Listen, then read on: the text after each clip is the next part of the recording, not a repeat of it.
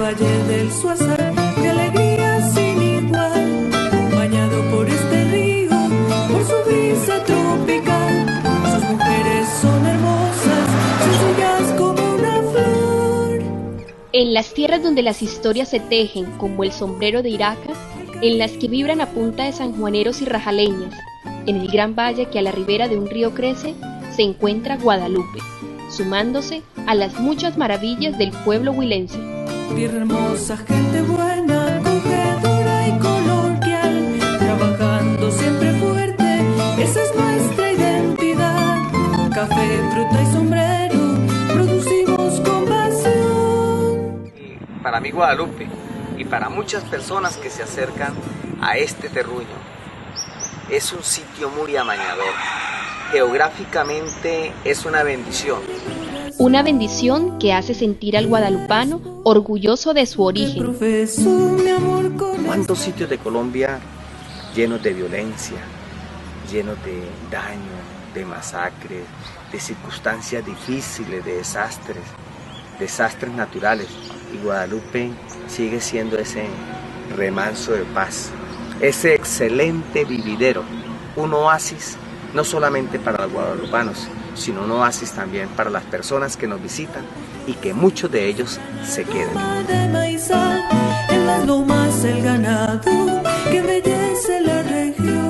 Por esos territorios antiguamente transitaron los primeros colonizadores hacia las selvas del Caquetá. Después fue paso obligado del ejército colombiano en el conflicto con el Perú. Y más tarde, a mediados del siglo XX, sería asentamiento de personas que huían de la guerra entre liberales y conservadores. Guadalupe era un puerto donde llegaban gente de otros lados a comercializar lo que era el caucho o la quina que se extraían de las selvas del Caquetá, aún del Amazonas, que salía, esta era la ruta. Entonces Guadalupe se fue formando por varias etnias, ¿sí?, de todas clases. Entonces fuimos adquiriendo de cada uno un poco y conjugamos eso, y es cuando los guadalupanos, que somos relativamente nosotros, los propios de aquí, que hemos nacido aquí, ya tenemos y estamos arraigando una identidad, como es la de ser amables, la de ser acogedores, tratar bien al que llega, se le atiende, se le orienta. Es un ser humano con una gran capacidad de darse, de confiarse, de entregar lo que es, lo que tiene. Se caracteriza por ser trabajador, por ser honesto, por ser servicial, muy colaborador. Todas estas características del guadalupano se mezclan en la realidad de un pueblo que continuamente cambia y cuya diversidad cultural hacen tambalear la búsqueda de su propia identidad, haciéndolo vulnerable en las formas de relacionarse con su entorno.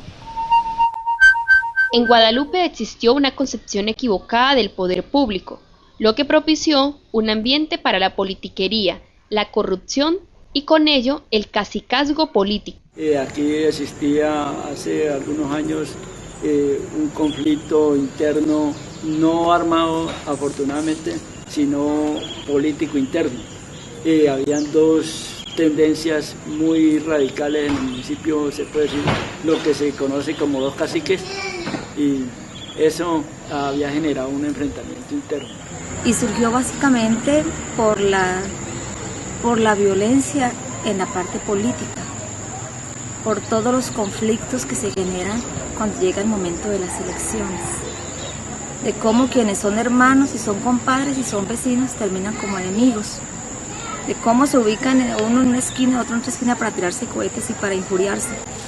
La situación de aquí del municipio sí era caótica, donde cada día los presupuestos se fumaban y no se veía el desarrollo para el municipio. Aquí había una clase política muy cerrada.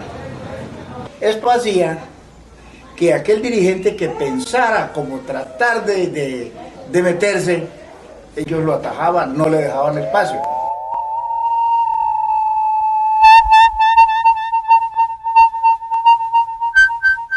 Entonces, como llega un sacerdote que tiene una carga social bastante alta, que es el padre Bernardo. Entonces él inicia desde el proceso de la nueva evangelización a hablar de esa parte, del cambio de mentalidad de la gente, de no ser conformistas con lo que tenemos, de mirar que la dignidad del ser humano hay que rescatarla, que somos seres humanos, que tenemos deberes, pero que también tenemos unos derechos. Hay que ser profetas. El profetismo no se ha acabado. Nos da miedo arriesgar, nos da miedo mostrar las llagas, nos da miedo mostrar con franqueza y con claridad las grandes lagunas que tiene el pueblo colombiano en la alta clase dirigente. En el pensamiento del pueblo y en la búsqueda de una administración transparente, se creyó que la gestión de un laico comprometido con su iglesia garantizaría la continuidad del cambio social que abrió las puertas a la participación ciudadana. Entonces nace la iniciativa de elegir un alcalde que sea capaz de llevar ese proceso, de aprovechar ese cambio de mentalidad, ¿no?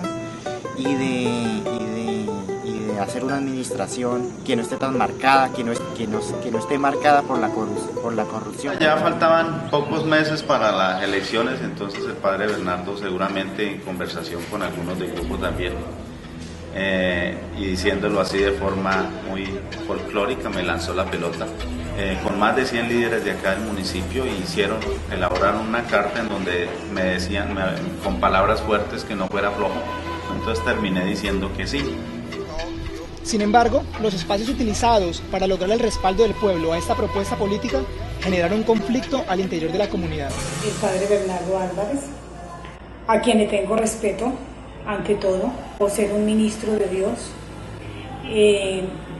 dedicó su misión para apoyar al otro candidato. Se utilizó el púlpito, se utilizó el altar, las misas, también para promover la campaña, para promover mi nombre.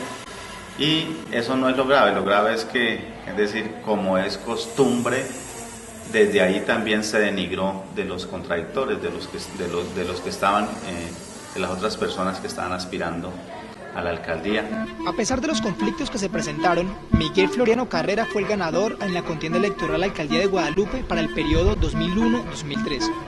Desde Miguel como la primera alcaldía popular, la primera participación ciudadana y democrática de un pueblo, genera una expectativa importante. Se empezó a trabajar más directamente con las juntas de acción comunal, a escuchar más a la gente, a sacar programas para darle participación a los niños, a los jóvenes. Su administración logró significativos resultados para el municipio. Sin embargo, entró en crisis cuando en la vida sentimental del alcalde ocurrieron situaciones incoherentes con lo prometido para moralizar el ejercicio político. Es cuando el pueblo juzga esa conducta y se crea un ambiente de división y desconfianza. El padre Bernardo, así como pues en público hablaba sobre la buena gestión, sobre Miguel como persona, también llegó a juzgarlo de cierta forma, ¿no? Y luego se fueron como creciendo entre ellos las diferencias y ya Miguel optó por seguir su administración como administrador que era el municipio. Uno como alcalde es el que está ya en el cargo, es el que tiene la responsabilidad, el que va dándose cuenta y visualizándose cómo se manejan las cosas, hasta dónde es posible, hasta dónde se lo permite a uno la ley también. Para el pueblo, después de que se toma una iniciativa sana, buena, interesante, que le había hecho tanto bien al pueblo y que mostraba un verdadero cambio, cómo se viene a presentar este choque, y el pueblo es el que viene el único perdedor porque terminan divididos, unos a favor de uno, otros a favor de otro, y se genera un conflicto peor al que había.